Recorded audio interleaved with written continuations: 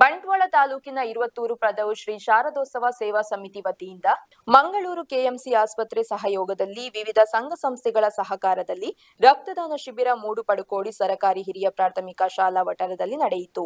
ಪರಂಗಿಪೇಟೆ ಸೇವಾಂಜಲಿ ಪ್ರತಿಷ್ಠಾನದ ಆಡಳಿತ ಟ್ರಸ್ಟಿ ಕೃಷ್ಣಕುಮಾರ್ ಪೂಂಜಾ ಅವರು ಶಿಬಿರಕ್ಕೆ ಚಾಲನೆ ನೀಡಿದರು.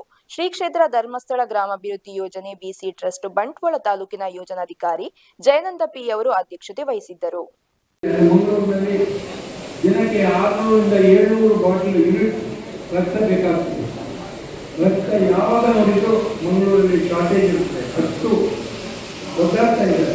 ಅಂಥ ಸಂದರ್ಭದಲ್ಲಿ ಈ ಹಳ್ಳಿ ಪ್ರದೇಶವಾದಂಥ ಇಲ್ಲಿ ನೀವೆಲ್ಲರೂ ಸೇರಿ ಇವತ್ತೊಂದು 120 ಬಾಟಲ್ ರಕ್ತ ಕೊಡ್ತಾರೆ ಅಂತ ಹೇಳುವಂಥದ್ದು ನಿಜವಾಗಿ ಬಹಳ ಸಂತೋಷದ ವಿಚಾರ ಮತ್ತು ಶ್ಲಾಘನೀಯವಾದ ಕೆಲಸ ಅಂತ ಹೇಳಲಾಗ್ತದೆ. ಯಾಕೆಂದರೆ ಈ ಒಂದು ಇವತ್ತು ಎಷ್ಟು ಡಿಮಾಂಡ್, ಎಷ್ಟು ಅದಕ್ಕೆ ಅವಶ್ಯಕತೆ ಇದೆ ಅಂತ ಸಂದರ್ಭದಲ್ಲಿ ನೀವು ಈ ರಕ್ತವನ್ನು ಕೊಡ್ತೇವೆ ಅಂತ ಹೇಳಿ ಮುಂದೆ ಬಂದಿದ್ದೆಲ್ಲ ಅದು ಬಹಳ ಸಂತೋಷವಾದ ಕೆಲಸಕ್ಕೆ ಭಾವಿಸಿದ್ದೇನೆ. ಮತ್ತೆ ರಕ್ತದಾನ ಮಾಡೋದು, ಮೊದಲು ರಕ್ತದಾನ ಮಾಡಿ ಒಂದು ಜೀವ ಉಳಿಸಿ ಅಂತ ಹೇಳುವಂಥದ್ದು ಸ್ಲೋಗನ್. ಇವತ್ತು ಆಗಲ್ಲ. ರಕ್ತದಾನ ಮಾಡಿದ ಕೂಡಲೇ ಇದನ್ನು 6 ಗಂಟೆಯವರೆಗೆ ಇದನ್ನು 3 ತುಂಡಾಗಿ ವಿಭಜಿಸುತ್ತಾರೆ ರಕ್ತವನ್ನು. Platelet, plasma, ಪ್ಲಾಟೆಸ್.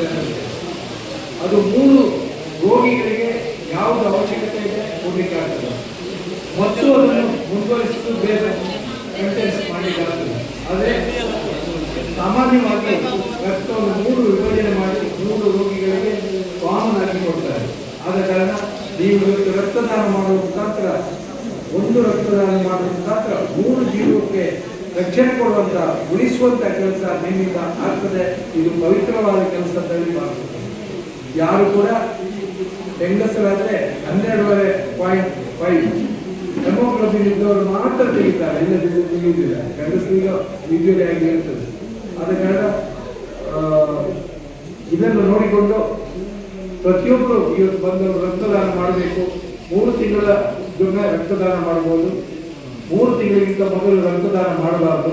ಏನು ಆಪರೇಷನ್ಸ್ ಯಾವುದೇ ರೀತಿಯದು ಆಗಿದ್ರೆ, ಮದ್ದು ತಗೊಳ್ತಿದ್ರೆ ನಿಮಗೆ ರಕ್ತದಾನ ಮಾಡಲಿಕ್ಕೆ ಆಗೋದಿಲ್ಲ. ಆದರೆ BP ಮಾತ್ರೆ ತಗೊಂಡು ಕಂಟ್ರೋಲ್ ಮಾಡಿದ್ರೆ ಅವರ ರಕ್ತವನ್ನು ತೆಗಿತಾರೆ.